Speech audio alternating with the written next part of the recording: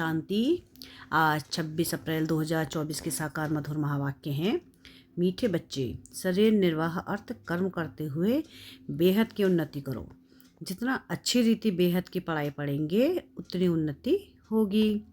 प्रश्न है आज की मुरली का कि तुम बच्चे जो बेहद की पढ़ाई पढ़ रहे हो, इसमें सबसे ऊंच डिफ़िकल्ट सब्जेक्ट कौन सी है। क्या प्रश्न है आज का कि तुम बच्चे जो बेहद की पढ़ाई पढ़ रहे हो, इसमें सबसे ऊंची डिफ़िकल्ट सब्जेक्ट कौन सी है।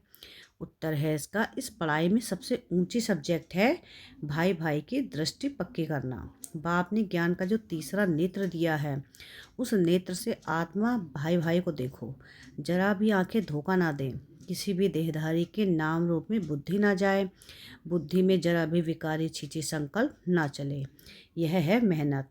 इस सब्जेक्ट में पास होने वाले विश्व का मालिक बन जाएंगे। ओम शांति। बेहद का बाप बैठ बेहद के बच्चों को समझाते हैं। हर एक बात एक हद की होती है, दूसरी बेहद की भी होती है। इतना समय तुम हद में थे, अब बेहद में हो। तुम्हारी पढ़ाई भी बेहद की है। बेहद की बादशाही के लिए पढ़ाई है। इसमें बड़ी पढ़ाई कोई होती नहीं। कौन पढ़ाते हैं? बेहद का बाप यानी भगवान। शरीर निर्वाह अर्थ भी सब कुछ करना है, फिर अपनी उन्नति के लिए भी कुछ करना होता है। कुछ लोग नौकरी करते भी उन्नति के लिए पढ़ते रहते हैं। वहाँ है हद की उन्नति, यहाँ है बेहद के पास है बेहद की उन्नति। यहाँ बेहद के बाप के पास है बेहद की उन्नति। बाप कहते हैं कि हद की और बेहद की दोनों उन्नति करो। बुद्धि से समझते हो हमको बेहद की सच्ची कमाई अब करनी है। यहाँ तो सब कुछ मिट्टी में मिल जाना है। जितना जितना तुम बेहद की कमाई में जोर भरते जाएंगे तो हद की कमाई की बातें भूलती जाएंगी, सब समझ जाएंगे। अब विनाश होना है, विनाश नज़दीक आएगा तो भगवान को भी ढूंढेंगे। विनाश होता है तो जरूर स्थापना करने वाला भी होगा। दुनिया तो कुछ भी नहीं जानती। तुम प्रजापिता ब्रह्मा कुमार और कुमारी भी नंबरवार पुरुषार्थ अनुसार पढ़ाई पढ़ रहे हो।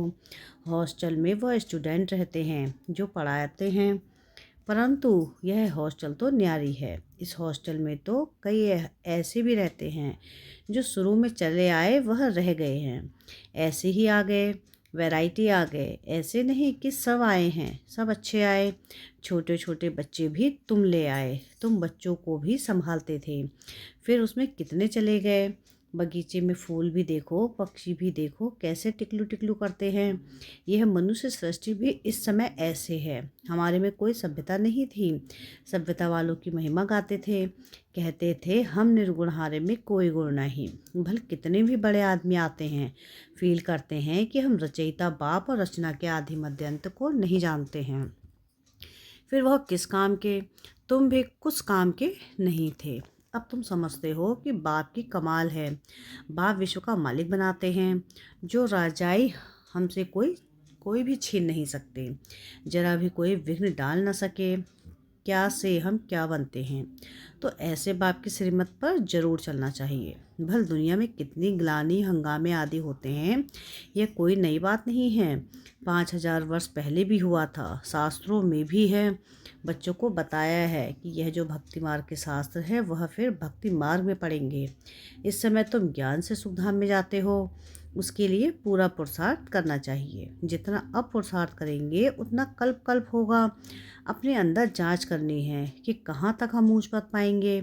यह तो हर एक स्टूडेंट समझ सकते हैं कि हम जितना अच्छा पढ़ेंगे उतना ऊंच जाएंगे। यह हमसे होशियार हैं, हम भी होशियार बने। व्यापारियों में भी ऐसे होता है, मैं इनसे ऊपर जाऊं यानी होशियार बनूं। अल्पकाल सुख के लिए मेहनत करते हैं। बाप कहते हैं मीठे मीठे बच्चों, मैं तुम्हारा कितना बड़ा बाप हूँ। साकारी बाप भी है तो निराकारी भी है, दोनों इकट्ठे हैं।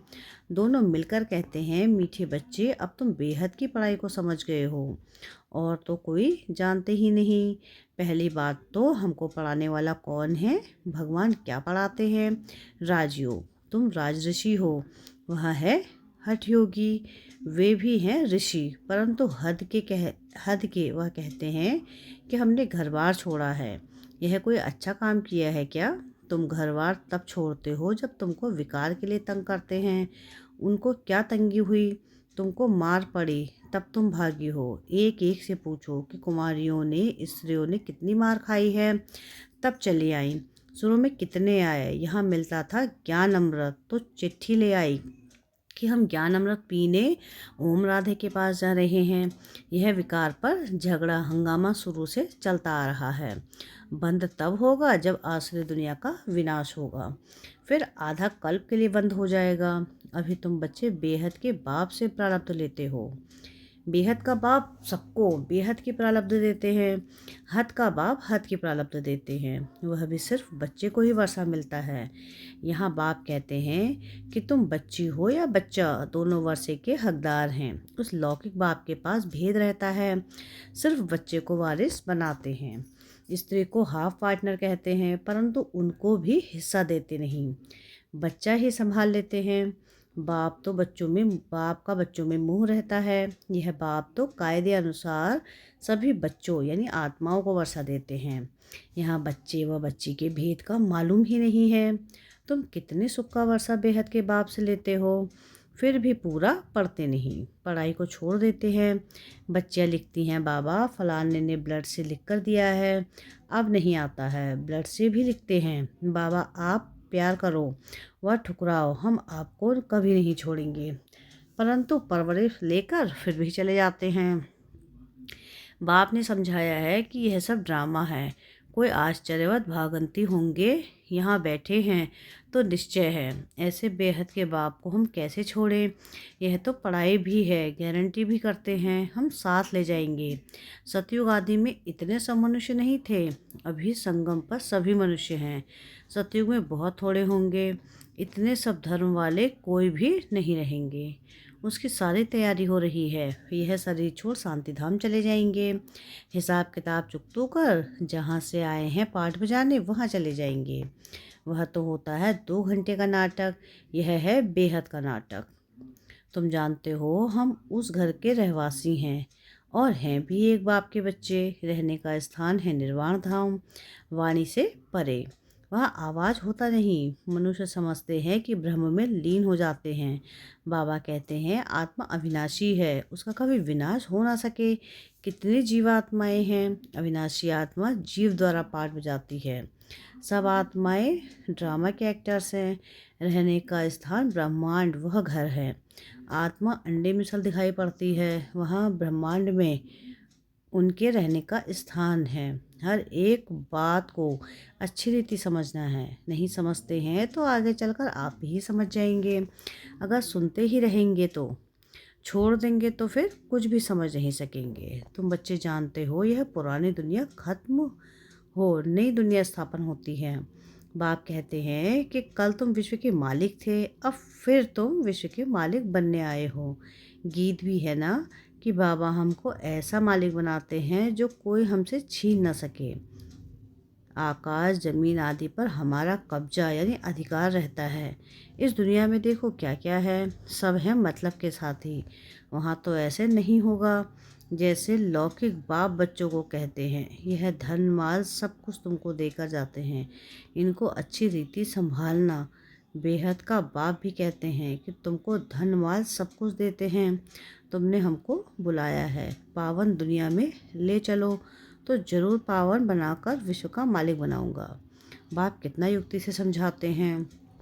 इसका नाम ही है सहज ज्ञान और योग। सेकंड की बात है, सेकंड में मुक्ति, जीवन मुक्ति। अब तुम कितना दूरादेशी बुद्धि हो गए हो। यही चिंतन होता रहे कि हम बेहद के बाप द्वारा पढ़ रहे हैं, हम अपने लिए राज्य स्थापन कर रहे हैं, तो उसमें हम ऊंच पद क्यों ना पाएँ, कम क्यों पाएँ। राजधानी स्थापन होती है, उसमें भी मर्तबे होंगे ना, दास दासियाँ ढेर होंगे, वह भी बहुत सुख पाते हैं। साथ में महलों में रहेंगे, बच्चों आदि को संभालते होंगे, कितना सुखी होंगे। सिर्फ नाम है दास दासी, जो राजा रानी खाते हैं वही दास दासियाँ भी खाते हैं।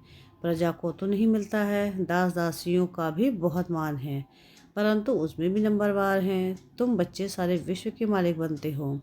दास दासियाँ तो यहाँ भी राजाओं के पास होती हैं।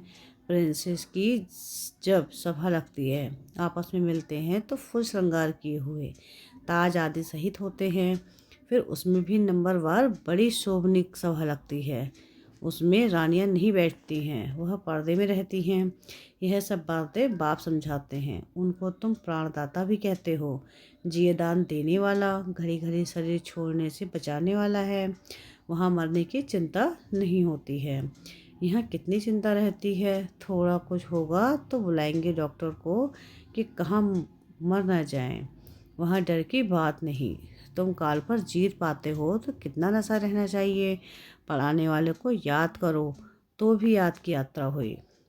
बाप, टीचर, सदगुरु को याद करो तो भी ठीक है। जितना श्रीमत पर चलेंगे, मनसा वाचा कर्मणा पावन बनना है। बुद्धि में विकारी संकल्प भी ना आए। वह तब होगा जब भाई भाई समझेंगे। बहन भाई समझने से भी छीछी हो जाते हैं। सबसे अधिक धोखा देने वाली है आँखें। इसलिए बाप ने तीसरा नेत्र दिया है, तो अपने को आत्मा समझ भाई भाई को देखो। इनको कहा जाता है ज्ञान का तीसरा नेत्र। बहन भाई भी फेल होते हैं तो दूसरी युक्ति निकाली जाती है, अपने को भाई भाई समझो। कड़ी बड़ी मेहनत है। सब्जेक्ट होती है ना, कोई बहुत डिफ़िकल्ट सब्जेक्ट होती है। यह पढ़ाई है, इसमें भी सब ऊ सब्जेक्ट है, ऊ सब्जेक्ट है।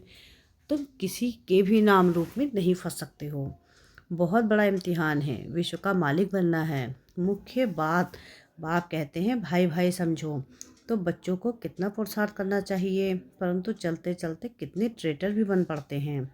यहाँ भी ऐसे होता है, अच्छे अच्छे बच्चों को माया अपना बना लेती है। तब बाप कहते हैं कि मुझे फारकती भी दे देते हैं, डायोर्स भी देते हैं। फारकती बच्चे और बाप की होती है और डायोर्स स्त्री और पति का होता है। बाप कहते हैं हमको दोनों मिलते हैं। अच्छी अच्छी बच्चियां भी डायोर्स देकर रावण की बन जाती हैं। वंडरफुल खेल है ना। माया क्या नहीं कर देती है। बाप कहते हैं माया बड़ी कड़ी है। गायन है गज को ग्रह ने खाया। बहुत गफलत कर बैठे हैं। बाप ने बेअदबी करते हैं तो माया कच्चा खा लेती है।